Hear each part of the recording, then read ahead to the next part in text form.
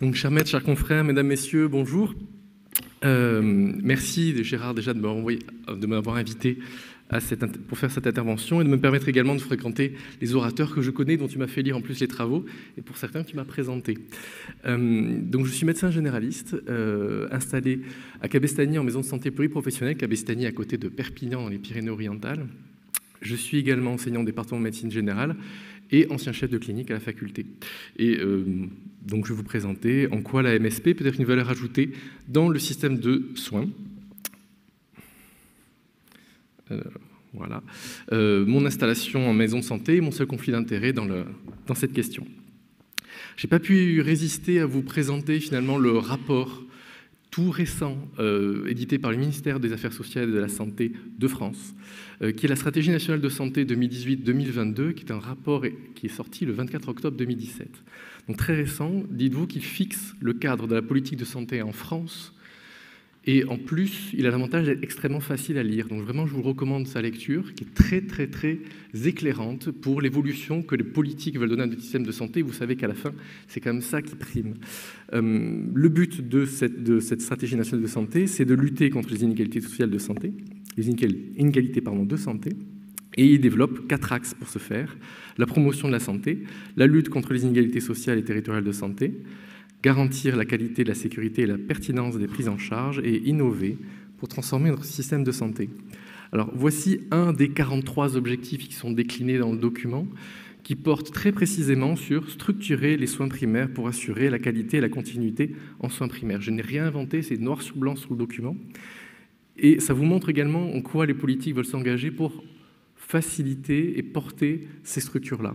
Donc, il est écrit « soutenir le développement de tous les modes d'exercice coordonnés afin qu'ils deviennent majoritaires au sein du système de santé, via, par exemple, les maisons de santé pluriprofessionnelles dont on attend le doublement en 5 ans, mais également d'autres systèmes coordonnés comme les équipes de soins primaires, les communautés professionnelles territoriales de santé ou encore les centres de santé.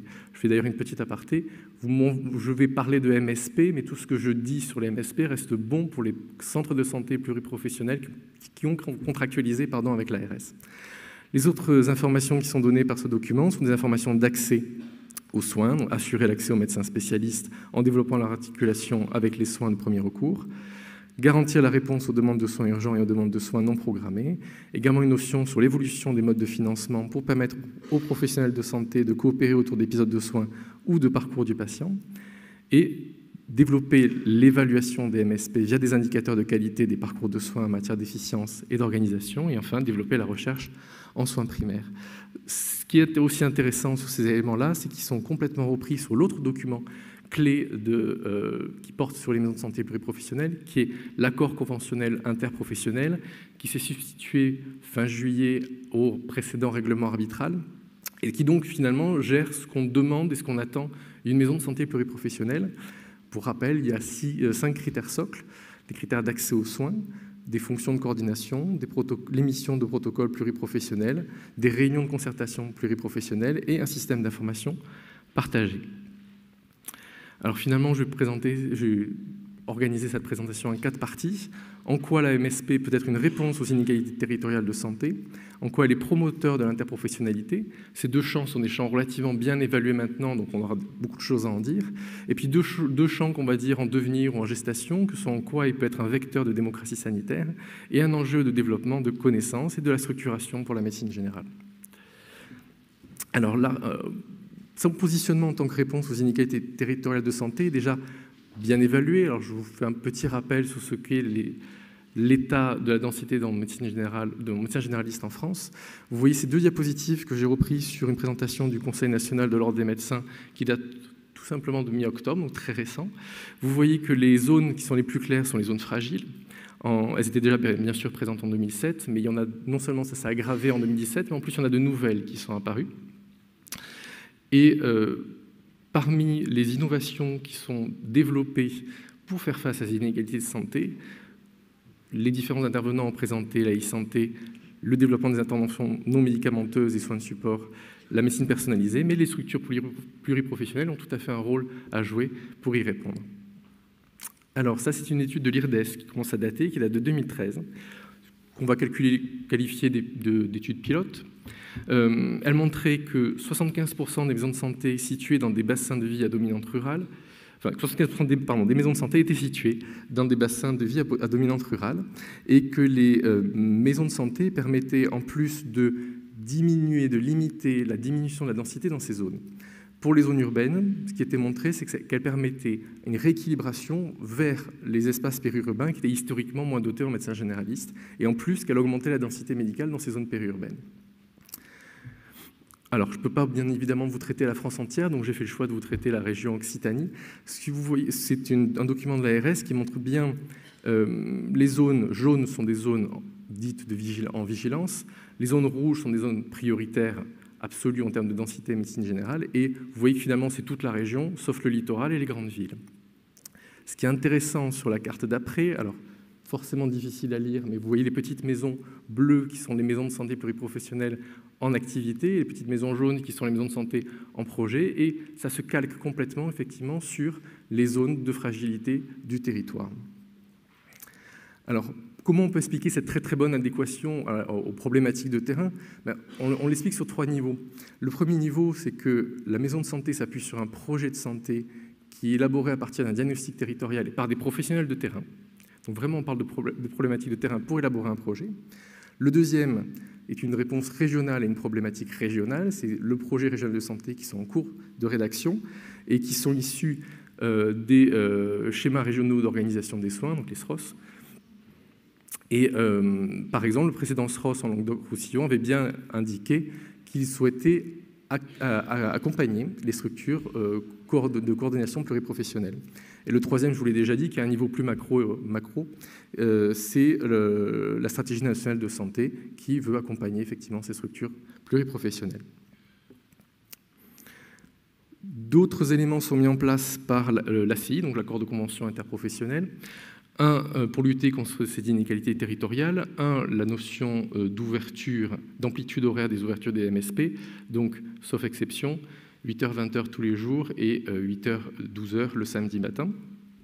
Et également, un autre critère de l'ACI, c'est la valorisation financière des maisons de santé qui mettent en place une grande diversité d'intervenants en deuxième ligne, en consultation en deuxième ligne au sein de leur structure. En quoi elle peut être promoteur de l'interprofessionnalité? Alors elle l'est par définition, parce que c'est un lieu, c'est même plutôt un projet d'interprofessionnalité, parce qu'une maison de santé est une personne morale constituée entre professionnels médicaux, auxiliaires médicaux ou pharmaciens. Elle déploie également via l'ACI un certain nombre de productions qui lui permettent d'être un enjeu de pluriprofessionnalité, donc les protocoles pluriprofessionnels, qui permettent, c'est bien décrit maintenant, une reconnaissance au travail des différents intervenants, une clarification de leur rôle. Les réunions de concertation pluriprofessionnelle permettent également une reconnaissance au travail, mais en plus amènent de la réflexivité sur les pratiques et sont un lieu d'éducation interprofessionnelle. Vous aurez d'ailleurs des présentations pendant le congrès sur cette thématique d'éducation interprofessionnelle.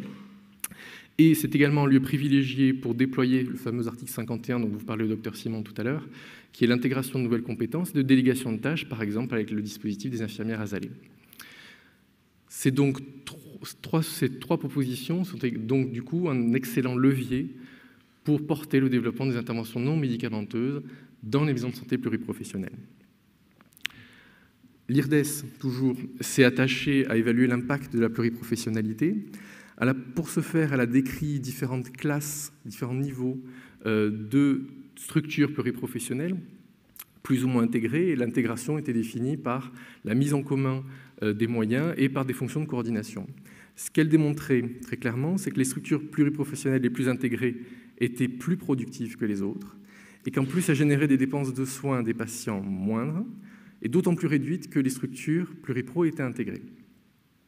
L'autre élément qui était bien démontré, c'était qu'elle montrait une meilleure qualité des pratiques pour un certain nombre d'indicateurs étudiés, qui étaient en particulier ici le suivi diabétique, les vaccinations, les dépistages, la prévention du risque iatrogénique médicamenteux ou encore l'efficience de la prescription.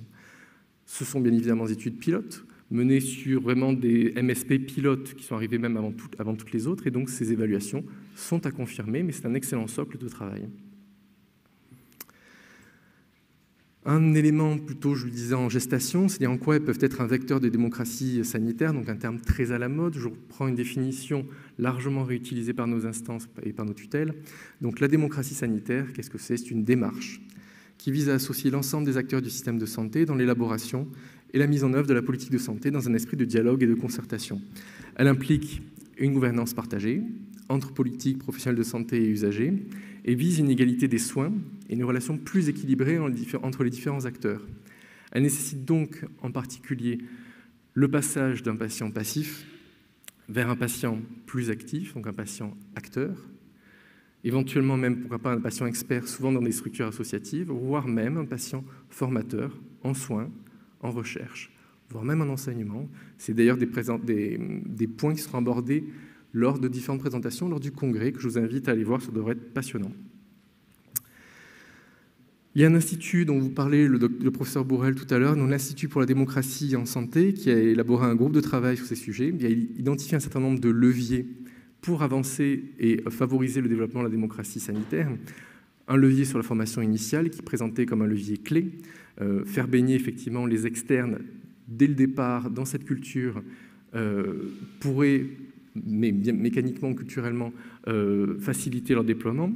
Des leviers culturels, structurels, organisationnels, parmi lesquels la MSP est un candidat parfaitement bien désigné. Et la question, finalement, comme le disait tout à l'heure Agnès dans sa présentation, c'est on va vers plus d'approches centrées patients, et c'est donc, ça va nécessiter un virage conceptuel majeur de tous les acteurs de la santé concernés, tout comme ça a été fait dans le cadre des Patient-Centered Medical Home américains. Alors je m'arrête un petit peu également sur cette matrice de maturité en soins primaires proposée par la HAS en 2014 et dont le but est finalement d'accompagner d'un point de vue formatif les différentes structures pluriprofessionnelles en soins primaires. Alors vous voyez qu'il y a quatre grands piliers de cette évaluation. Un travail en équipe pluriprofessionnelle, un système d'information, le projet de santé, l'accès aux soins et l'implication des patients qui est vraiment au même niveau que les autres. Alors il faut le mettre en balance avec finalement ce qu'on nous demande dans le cadre de l'ACI actuellement. Finalement, c'est beaucoup moins ambitieux que ça. Ce qu'on nous demande, c'est on va vous valoriser financièrement si effectivement vous faites une évaluation de la satisfaction des patients par rapport à la structure. Alors d'un côté, on peut voir ça comme quelque chose de peu ambitieux. De l'autre côté, on peut se dire peut-être que c'est une façon de nous préparer à quelque chose de plus complexe et c'est au moins probablement une bonne façon de démarrer sur cette thématique. Enfin, en quoi elle peut être un enjeu de développement de la connaissance et la structuration pour la médecine générale par la recherche et la production de nouvelles connaissances. Alors, la MSP, en tant qu'établissement de santé, peut être promoteur de différents appels à projets. C'est d'ailleurs déjà le cas. Il y a plusieurs maisons de santé en France qui ont déjà répondu à des appels à projets. Probablement, ce seront plutôt des appels à projets territoriaux de soins et les ARS, normalement, doivent nous centraliser, nous proposer un certain nombre de sujets sur ces thématiques. Ça pose bien évidemment la notion de compétence en réponse à l'appel à projet. Si effectivement, par exemple, ce sont des universitaires qui ont l'habitude de répondre à ce genre d'appel à projet, ça peut être peut-être plus simple, mais ça pose aussi la question peut-être des compétences du coordonnateur pour accompagner ces réponses à appel à projet. Et il faudra de toute façon explorer cette voie-là, parce qu'il faut aussi bien considérer qu'il y aura probablement un jour la question de la pérennité des financements. MSPU, nouveauté. Bon, c'est très intéressant à explorer, je vais conclure de toute façon. Elle pourrait dynamiser la productivité des maisons de santé pluriprofessionnelles. Donc, 3 questionnements sur les MSPU. Comment elles vont pouvoir structurer territorialement le système de soins primaires? Comment elles vont s'interfacer avec les groupements hospitaliers territoriaux, donc les GHT, qui sont aussi l'autre grande forme contemporaine qui se développe actuellement dans le système de santé.